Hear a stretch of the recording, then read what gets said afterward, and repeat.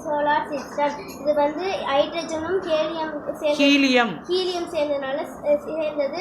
அடுத்து மெர்க்குரி வந்து nearest planet, smallest planet, closest planet.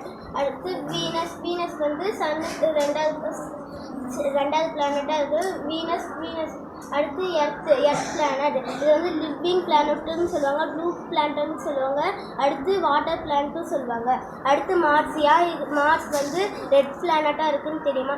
ஏன்னா அயன் ஆக்சைடு இருக்கிறதுனால இது ரெட் பிளானட்டாக இருக்குது. அடுத்து ஜூபிட்டர் 5வது பிளானட்டாக இருக்கும். ரொம்ப மிகப்பெரிய பிளானட் ஜூபிட்டர் வந்து லார்ஜஸ்ட் பிளானட். அடுத்து சேட்டன் வந்து நீங்கள் ஓசனில் ஒரு பெரிய கடலில் தூக்கி போட்டால் கூட இது மிதக்கும். ஏன்னா இதில் நைட்ரஜனும் மீத்தியம் கேஸும் இருக்குது. அடுத்து யுரேனஸ் வந்து சம்மரிங் பிளானட், சம்மர் சால்ட்டிங் பிளானட். அடுத்து நெப்டியூன் வந்து கோல்டஸ்ட்